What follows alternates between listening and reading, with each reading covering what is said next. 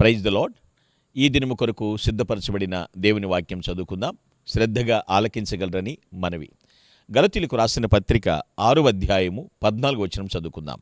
అయితే మన ప్రభువైన యేసుక్రీస్తు శిలువయందు తప్ప మరి దేనియందును అతిశయించుట నాకు దూరమవును గాక. దాని వలన నాకు లోకమునకు నేనును శిలువ వేయబడి ఉన్నాము. ప్రభునందు పిల్లరా, ముందుగా మీకు హృదయపూర్వక వందనములు తెలియచేస్తూ ఉన్నాను. భక్త పౌలు అతిశయిస్తున్నాను అని చెప్తూ దేని యందు అతిశయిస్తున్నాడో క్లారిటీ ఇస్తున్నాడు. ప్రతి మనిషి కూడా కొన్ని విషయాలను బట్టి గర్విస్తూ ఉండొచ్చు, చాలా సంతృప్తిగా ఉండొచ్చు, కానీ అది కూడా సమంజసంగా ఉండాలి. ఇక్కడ పౌలు భక్తుడు నేను అతిశయిస్తున్నాను అనేటువంటి విషయం చెప్తున్నాడు. ఎక్కడట? యేసుక్రీస్తు శిలువ యందు మాత్రమే, అది తప్పని ఇంకేది కాదు అంటున్నాడు. సో దాన్ని బట్టి నేను లోకము నాకును నేను సిలువ వేసుకుని ఉన్నాము. ఈ మాట గుర్తు చూస్తే ఇజ్రాయెల్ను పరిపాలించిన 2వ మహారాజు దావీదు భక్తుడు కూడా అంటారు, కూడా అతిశయం గురించి కూడా మాట్లాడతారు. దేవుని ఆమెను సంకీర్తన చేస్తూ కూడా మాట్లాడతాడు. ఆ కీర్తనలో మనకు గుర్తొస్తుంది మరో చోట, కొందరు రథములను బట్టి కొందరు గుర్రములను బట్టి అతిశయపడుదురు, కానీ మనమైతే దేవుడిని యెహోవా నామమును బట్టి అతిశయపడదామని చెప్తూ ఉంటాడు. అంటే కీర్తనకారుడు తన శక్తిని బట్టి, లేదా తనకున్న యుక్తిని బట్టి, లేదా తనకున్న వనరులను బట్టి అతిశయించట్లేదు. కేవలము దేవుని శక్తిని బట్టి, దేవుని నామమును బట్టి మాత్రమే అతిశయిస్తాడు. దావీదు అలా అతిశయిస్తే, పౌలు సిలువ యందు అతిశయిస్తున్నట్లయితే దావీదు కుమారుడు అబ్షాలోము ఉంటాడు. బహు అందగాళ్ళండి. అందం ఎక్కడి నుంచి చెప్పాలి అని ప్రారంభిస్తే హెయిర్ అంటారు కదా, శిరోజాలు. చాలా సౌందర్యవంతమైనటువంటి హెయిర్ అనమాట అతనికి. తనకున్న జుట్టును బట్టి, మరి అది బంగారపు రంగో ఏ రంగో నాకైతే తెలియదు, కానీ తనకున్న ఆ హెయిర్ స్టైల్, ఆ హెయిర్ని బట్టి చాలా అతిశయించేవాడు. ఏమైంది? దేవుని పక్కన పెట్టి అతిశయించకూడని దాన్ని బట్టి మనం అతిశయించినట్లయితే ఏం జరుగుతుంది? చివరికి తన హెయిర్, తన వెంట్రుకలే తనకు ఉరిత్రాళ్ళుగా మారినాయి. ఎస్, అవును, చదివితే మనకు అర్థమవుతుంది.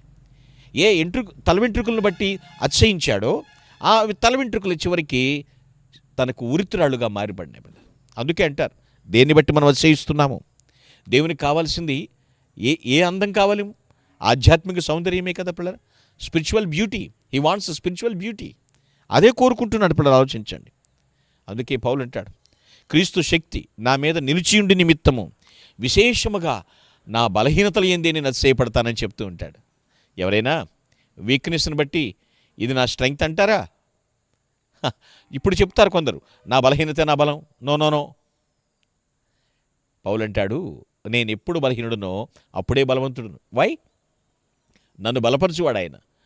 నన్ను బలపరచు అనేది నేను సమస్తము చేయగలను అంటున్నాడు. అందుకే అంటాడు, నేను అతిశయిస్తున్నాను అంటే నా ప్రభు అయిన యేసుక్రీస్తు శిలువ యందు తప్ప అనేటువంటి మాట.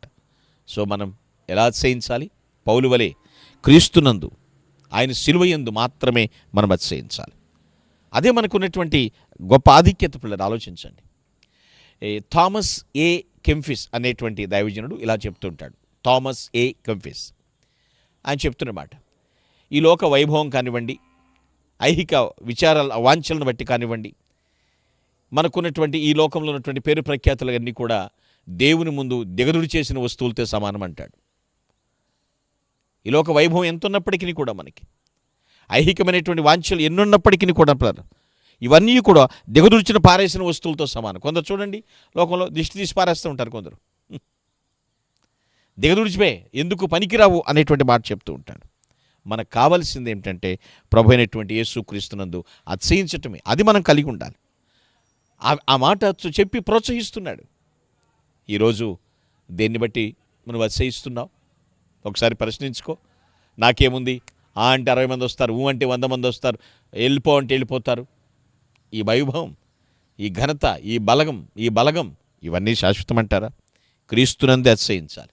ఎందుకంటే ఎంతగానో ఆయన మనల్ని ఆశీర్వదిస్తాడు.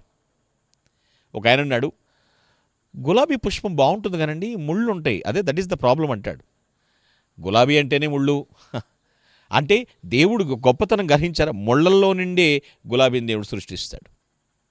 కాబట్టి సిలువ శ్రమ కావచ్చు, బలహీనత కావచ్చు, ఇబ్బంది కావచ్చు, కానీ ఆ సిలువ యందే మనకు అతిశయం. ఆ సిలువే మనకు విలువ తీసుకొచ్చింది.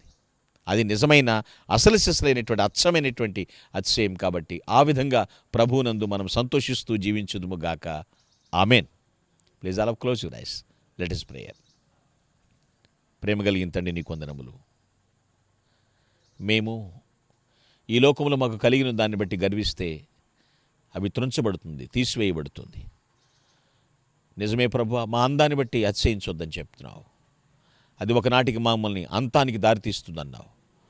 పౌలు వలె, దావీదు వలె తండ్రి ప్రభువా, నిన్ను బట్టి, నీ నామమును బట్టి, నీ శక్తిని బట్టి, మీ సిలువయందు తప్ప మాకు ఏది అతిశయించడం దూరమగును గాక అని మేమైతే తీర్మానించుకుంటున్నాం. అలా ఎందరైతే ప్రభు సిలువయందు అతిశయిస్తున్నారో వారిని కూడా మీరు ఆశీర్వదించమని ప్రభుని క్రీస్తు పేరిట ప్రార్థించి దీవిస్తున్నాను తండ్రి. ఆమేన్. Glory to God. Thank you one and all. May God bless you.